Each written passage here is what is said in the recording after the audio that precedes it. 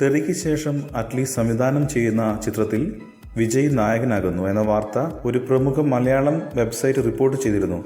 അറ്റ്ലി ആ സിനിമയുടെ തിരക്കഥാ രചനയിലാണ്. ഭരതൻ സംവിധാനം ചെയ്യുന്ന ഭൈരവ എന്ന ചിത്രത്തിന് ശേഷം അറ്റ്ലിയുടെ സിനിമ ചെയ്യാനാണ് വിജയ് പദ്ധതിയിടുന്നത്. ഈ പ്രൊജക്റ്റിൽ മമ്മൂട്ടി അഭിനയിക്കുമെന്ന രീതിയിൽ കോടാമ്പാക്കത്ത് സംസാരമുണ്ട്. ജില്ല എന്ന ചിത്രം കേരളത്തിൽ നേടിയ മഹാവിജയത്തിൽ മോഹൻലാലിന്റെ പങ്ക് വലുതാണെന്ന് വിജയ് തിരിച്ചറിയുന്നുണ്ട്. തന്റെ 61ാം ചിത്രത്തിൽ മമ്മൂട്ടിയെ ഒപ്പം കൂട്ടണമെന്ന ആഗ്രഹം വിജയ്ക്കുണ്ട്. വിജയുടെ 61ാം ചിത്രം തനി ഒരുവൻ എന്ന ചിത്രം ഒരുക്കിയ മോഹൻരാജ സംവിധാനം ചെയ്യാൻ നേരത്തെ സാധ്യതയുണ്ടായിരുന്നു. എന്നാൽ ആ പ്രൊജക്ട് യാഥാർത്ഥ്യമായില്ല. ആ ചിത്രത്തിന്റെ കഥയിൽ മമ്മൂട്ടിക്ക് വേണ്ടി ഒരു കഥാപാത്രത്തെ തയ്യാറാക്കിയിരുന്നു. എന്തായാലും പ്രൊജക്ട് മാറുകയും മോഹൻരാജയുടെ സ്ഥാനത്ത് സംവിധായകനായി അറ്റ്ലി വരികയും ചെയ്തതോടെ പ്രൊജക്റ്റിൽ ആകെ മാറ്റം വന്നിരിക്കുകയാണ്. ഒരു ബിഗ് ബജറ്റ് ആക്ഷൻ ത്രില്ലറാണ് അറ്റ്ലി ഒരുക്കുന്നത്. വിജയ്ക്കൊപ്പം അതിശക്തമായ ഒരു കഥാപാത്രം ഈ കഥയിലുണ്ട് എന്നും അത് മമ്മൂട്ടി ചെയ്യാൻ സാധ്യത നിലനിൽക്കുന്നു എന്നുമാണ് സൂചനകൾ. പേരൻപ് എന്ന ചിത്രത്തിലൂടെ തമിഴിൽ മടങ്ങിവരവ് നടത്തുന്ന മമ്മൂട്ടി ഒരു ബിഗ് ബജറ്റ് കൊമേഴ്ഷ്യൽ സിനിമയിലൂടെ കൂടുതൽ ശക്തമായ മുന്നേറ്റം നടത്താൻ പോവുകയാണ്.